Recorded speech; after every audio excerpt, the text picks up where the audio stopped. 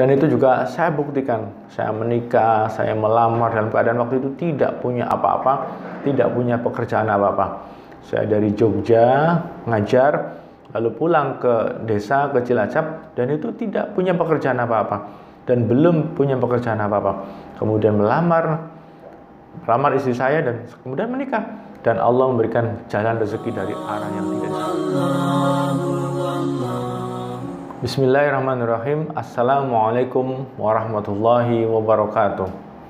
Alhamdulillahirabbil alamin, wassalatu wassalamu ala nabiyina Muhammadin wa ala alihi wa sahbihi wa man tabi'ahum bi ihsanin ila yaumiddin, amma ba'du.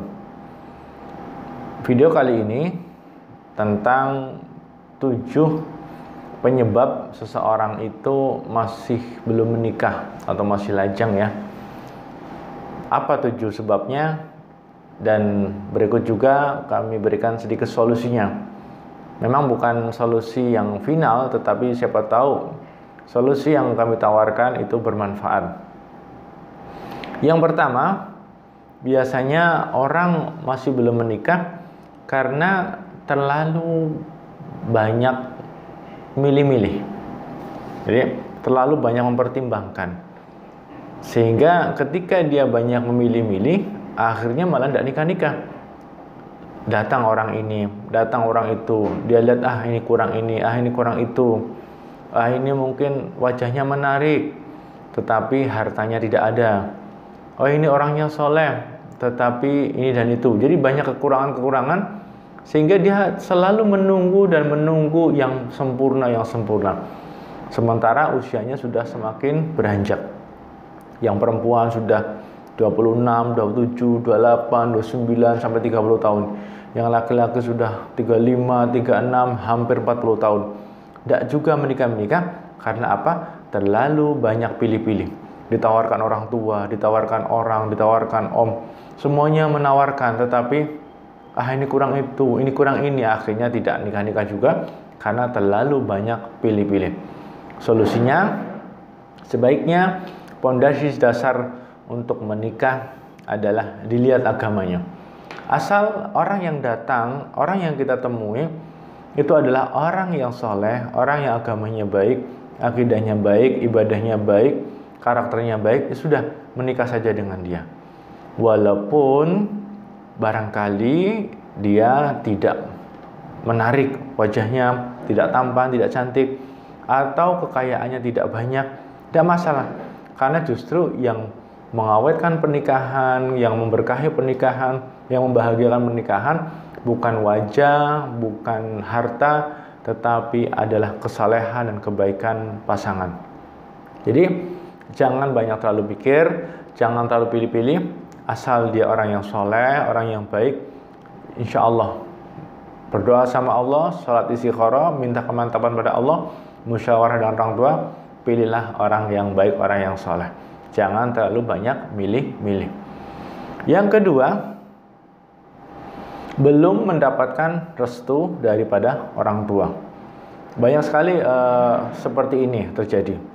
Jadi anak bersama calonnya sudah mantap, bahkan naudzubillah berapa orang sudah pacaran cukup lama, tetapi orang tua tidak merestui. Bisa jadi orang tua melihat banyak pertimbangan kenapa juga tidak merestui. Ada yang pertimbangannya agama, ada yang pertimbangannya pendidikan, ada yang pertimbangannya materi, macam-macam.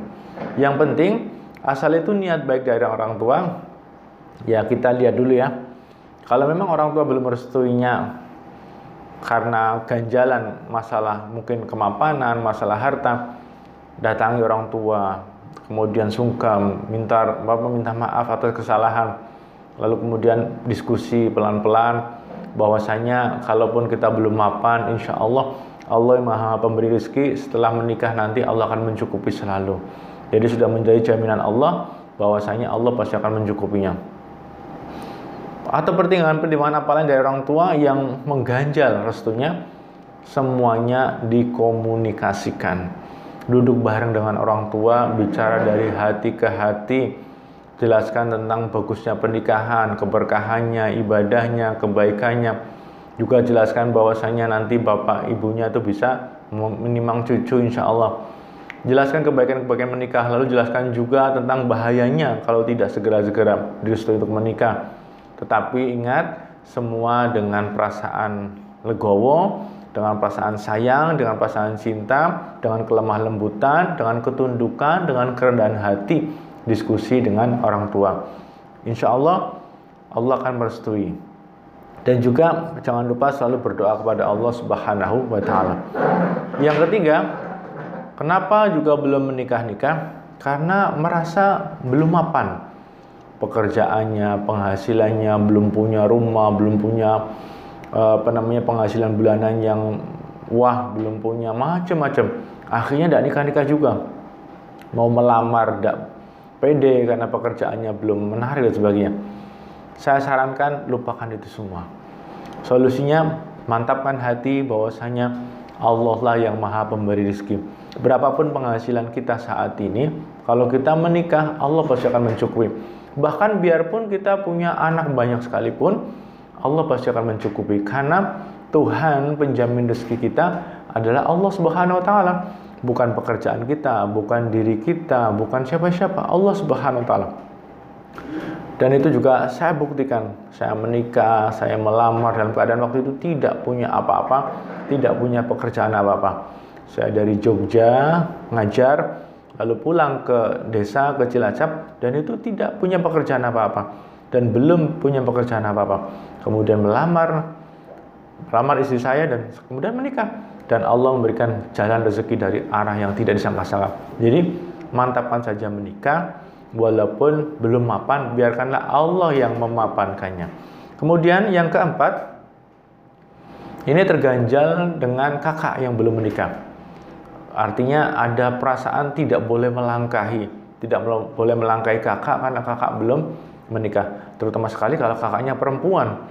Nah, sebaiknya ini juga sama seperti yang tadi, komunikasi dengan kakak, komunikasi dengan keluarga, komunikasi dengan keluarga besar, duduk bersama, lalu cari solusinya. Dan usahakan tetaplah menikah walaupun nanti melangkahi kakak, tidak masalah. Karena setiap orang itu sudah punya rezeki masing-masing. Setiap orang itu sudah diberi jodoh masing-masing.